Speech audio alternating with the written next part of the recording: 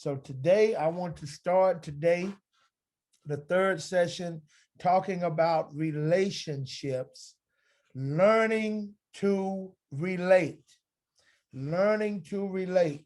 We cannot have effective relationship if we have not learned to relate to one another. So this is critically important. Stay tuned. Again, I hope you got your pens, your pencils, your notepads, because I'm moving kind of brief. I'm on a time schedule so we can cover all of this information. So you can take notes, jot it down, because I may be moving rather briefly.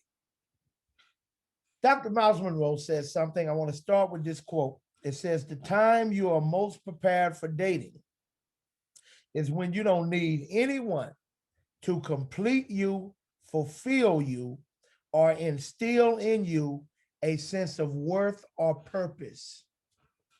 He says that's the time you are best prepared for dating. For dating. Now, I want to start with some roles and purposes.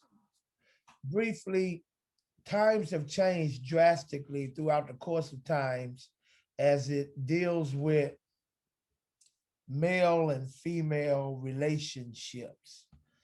We can go back for a minute through history.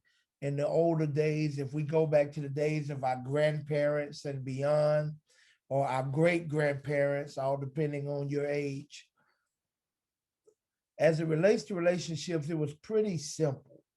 It wasn't a lot of the dynamics that we have today. And now let me say this before I get into this.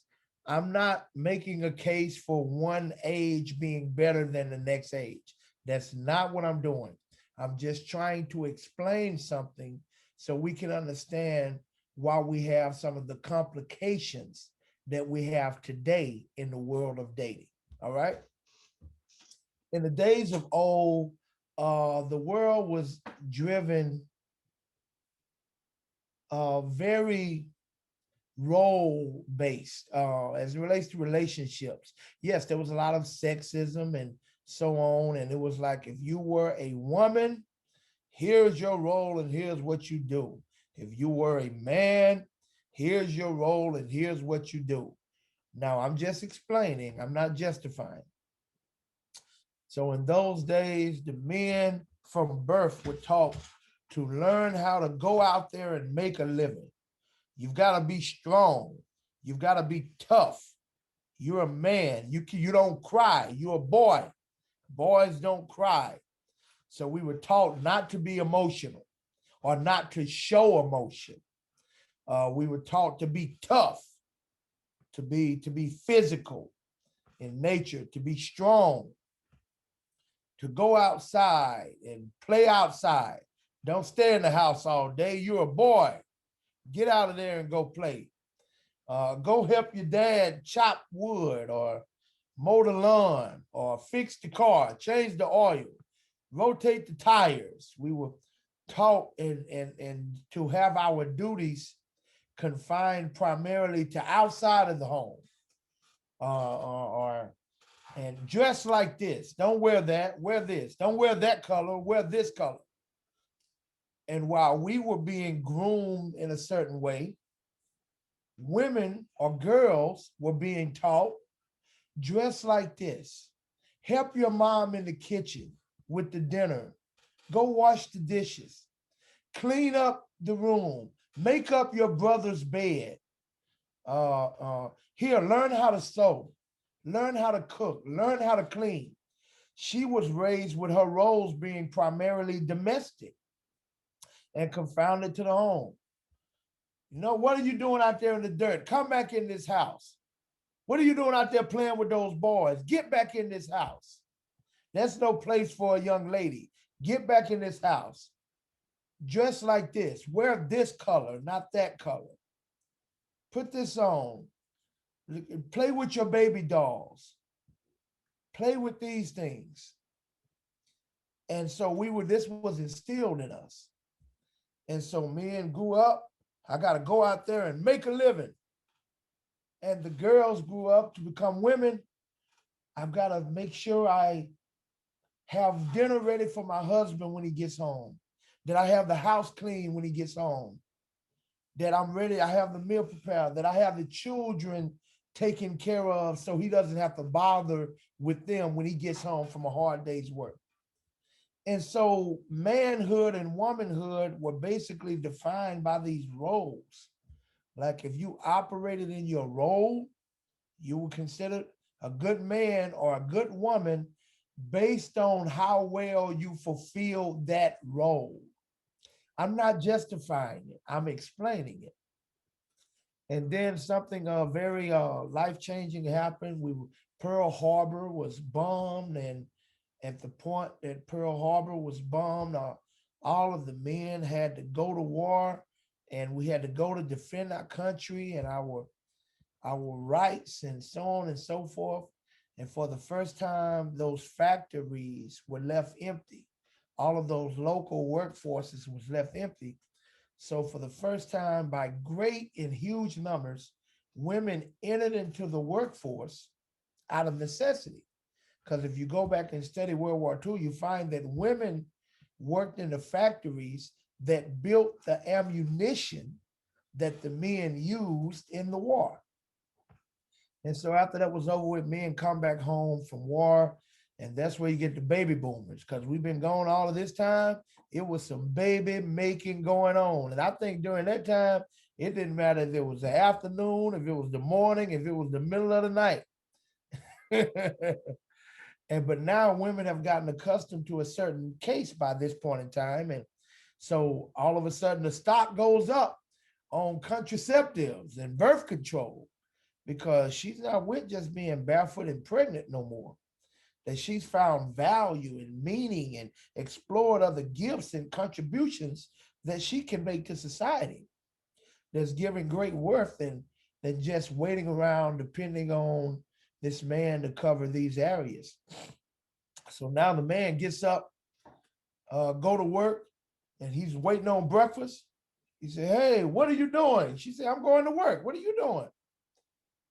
And now the roles were shifted drastically without warning. And if I just come on up to evolution to where we are today, here's what it looks like today. Oftentimes, men don't know how to be men because unwisely they define their manhood just by a role.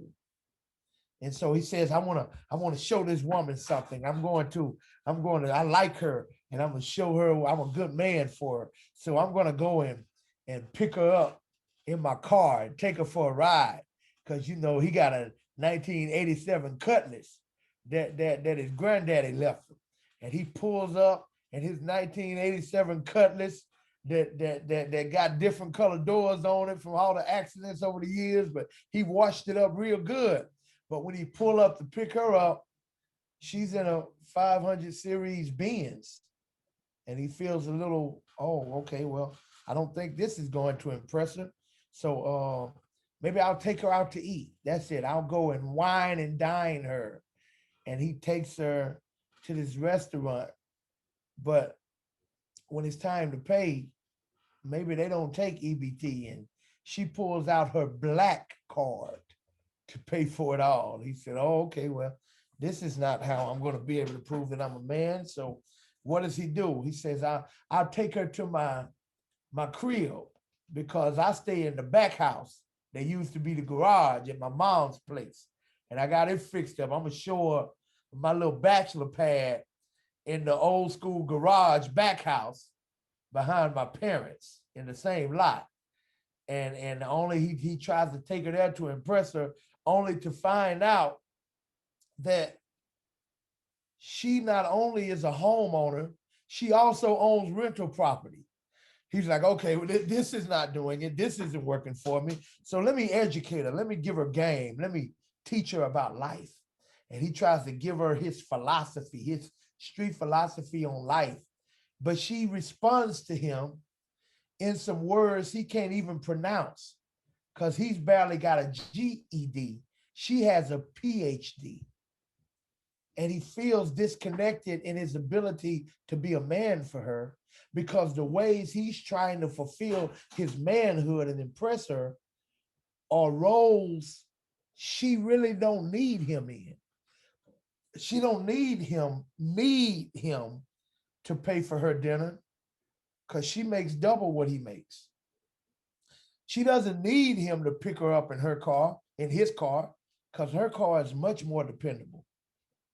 She doesn't need him in just protecting her because she got mace and she a black belt and she got she knows how to handle herself. He doesn't need. So now he's talking to his granddad. Granddad, I'm trying to be a man to this woman. He said, well, son, you just got to put your foot down. He says, well, I tried to put my foot down, but it's her house. He says, you got to bring home the bacon. He said, I tried to bring home the bacon, but she already owned the whole pig. He says, I'm trying to be a man. I'm trying to be a man. And he's frustrated. And when the relationship is going south, and she wants him to be a man. She really does.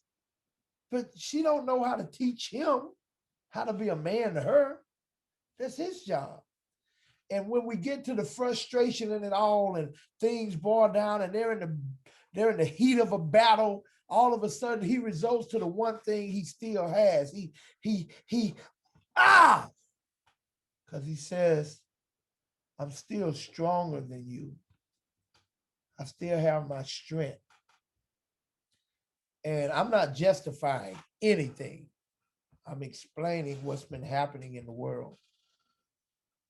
Because, and you can turn on the news right now, and I bet it's some fool that went off and beat his wife or killed her and the kids or just did something stupid. We see this foolishness happening every single day, and we haven't been applying solutions because he's been defining his role. He's been defining his manhood by his role. And the problem with that, what do you do when roles change? Because roles change all the time in society. That's not new. God never intended us to limit our definition of manhood or womanhood by a role, because they change sometimes. God intended us to define manhood and womanhood by purpose, because God's purpose for a man and God's purpose for a woman is the exact same as it was when he made Adam and Eve. That never changed. So when we get into that and we dig deeper into the purposes, a man's purpose is to be a leader. Why? Why would you say that? Because God first formed Adam from the dust of the ground. Leader, he started with him. That made the male man the foundation. He's the foundation. I'm going to get into that a lot deeper later, probably in the next session, because I don't know I'm not going to have time in this one. But he's the foundation. He's the leader because he was first. It started with him. God never went back to the dirt to create another human being. When he got ready to give him a wife, he reached inside of him and pulled her out. So by God's purpose, man is supposed to be a leader by the purpose of God. So how can he be a proper husband to you? How can he be a proper father to the children when he hasn't even discovered his leadership ability, his leadership qualities? He's a leader by purpose. Next, he's also ordained to be a teacher. How? How is he ordained to be a teacher? He received the information first. God told him about the trees not to eat from.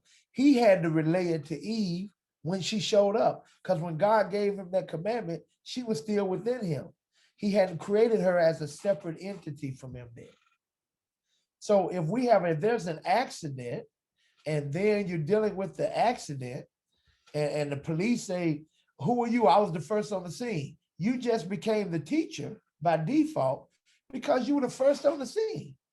So you're teaching them what happened. Hey, this car pulled up and that one came from behind him. So he was ordained to be a teacher. If you understand this, and I'm trying to explain something. If you understand this, you'll see why oftentimes, you ever had this problem with a man?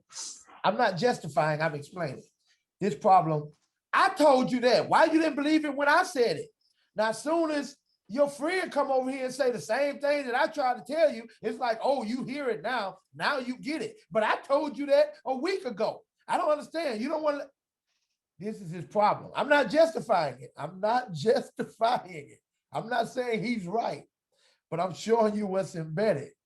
So he's got to learn how to be a great teacher. You still have to be a student first. But he's a teacher. He's a cultivator. God never gave Adam furniture. He hid the furniture in the trees. He was designed to be able to cultivate. He's supposed to be able to take some raw material and know how to make it do what it do. And he's a protector. He put him in the garden to dress it and to keep it, cultivate and protect.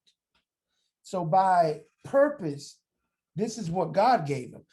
The purpose of a woman, she's a life giver. God created her this way. He purposed her by design. She's able to produce life. And I could go a lot deeper into each every one of these, but I don't have time. She's an incubator. She's able to take something within her, nourish it, multiply it, and then bring it back in a much greater quality and quantity than it was when she received it. She's an enhancer. She has the ability to enhance. And lastly, she's a reflector. That's why you have to be careful what she takes in, because it will be reflected outwardly. And it's so many powerful things. And now we have to understand gender differences. God did not create us the same. When you study a man's brain and you study a woman's brain, they are so different, so different. I mean, biologically, he didn't create us the same. And it's important for us to understand that, because if I can't relate to the opposite sex, we're going to have problems with relationship, because I'm expecting things of you that maybe God didn't give you. And now I'm judging you unfairly because I'm having expectations of you based on how God created me. The problem with the world, one of the problems with relationships, is people don't see the world as it is. We tend to see the world as we are. We look at everything from a very limited viewpoint because we look at everything through the lenses of just how we are. And we expect the world to operate from that filter based on that standard. That's not how it works. Like when you study, I talked about a woman and a man's brain. If you look at a woman's brain, well, if you look at a man's brain, let me start with his brain. Everything is compartmentalized. This box is over here. This box is over here. Then over here, you have another box. And over here, you have his emotional side. Over here, you have his working logical side. Over here, you have everything is compartmentalized. When you look at a woman's brain, if you study it, you see those same compartments, but there's wiring that goes through it that almost looks like spaghetti, because everything is connected. Everything is connected through this wiring force. This is why women are so good at multitasking and they feel so many things, because everything is wired. She's an emotional feeler. She feels it all. Men tend to be more logical thinkers. So give me an example. My wife could be cooking dinner, doing her homework, watching television, on the phone, and doing a crossword puzzle simultaneously. And she can say, hey, babe, could you cut these potatoes? We'll be ready to eat in a minute. Yeah, I cut the potatoes. I'll peel the potatoes. And I'm peeling the potatoes. Hey, could you do this? Hey, wait a minute. I'm peeling the potatoes. But you can't do that too. We do one thing good at a time. When I finish with these potatoes, then I can move to what's next. Asking me to do it simultaneously, that's a catastrophe waiting to happen. And this is how it would focus. I used to not know why I was like this because I thought it was crazy. I remember I used to come home uh, uh, uh, I used to come home with my wife Precious. At the time, I'm come home from a long day work, and she just want to hug on me and love on me. She's been home all day, and she's been, preparing everything. I got food to eat. The house is ready, and she's waiting to love on me. And I would come home from work, and it would be like, oh well, wait a minute, baby, just give me a minute. She said, well, I just want to hug on you. I want to love on you, and I know, but just I need a minute. And she, but I don't understand. What's wrong with you? So a lot of men would love for their wives to be waiting on them and want to just hug on them and love on them and da da da. And I don't understand da da da da da da. And the truth of the matter, I didn't understand either. And I remember doing some research, and I discovered that about a man being in different sides of his brain and how he was still in work mode. I'm still on that. I'm operating in that space because I found out when I come home, I take off my work clothes, I use the restroom, I wind down, I change, I get comfortable. I have time to, yes, decompress, to relax. Now I'm ready to be husband. I'm ready to be daddy. I'm ready. Well, oh no, now you want to hug me. Now you want to, but I'm ready because we didn't understand we're different. God created us differently. And until we both learned this new information, it was a problem.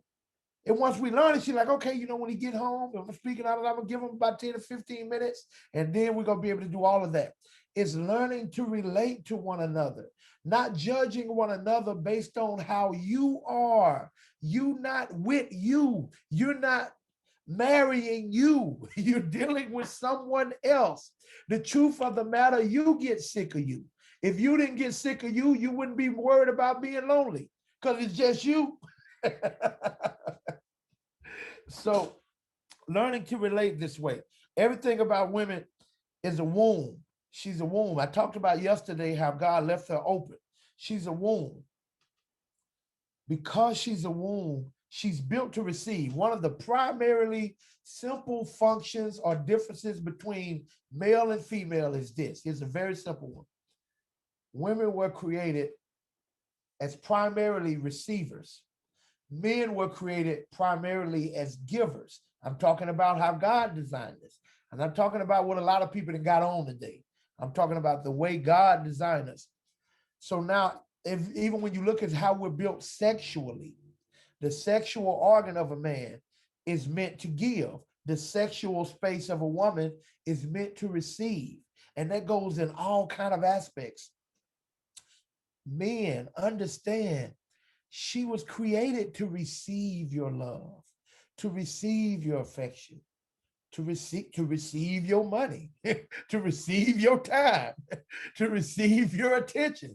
She's supposed to receive, but there's nothing wrong with that because what she receives, she multiplies. This is by design. Now, women, men are givers. He needs to be able to give something. Never deny him the ability to give. Oh, because he feels value when he can give. He feels meaning. He feels appreciated. Let him give. When he gives you advice, he feels good about himself. If he can give you something to help you out, he feels good about himself. If he says, hey, let me get that door for you. I know how to open my own door. It ain't about you not knowing how to open your own door. It's about allowing him to be who God created him, or it's going to turn around and bite you later. Let him give. He needs to be able to give. I wish I had time to get into that example. I don't.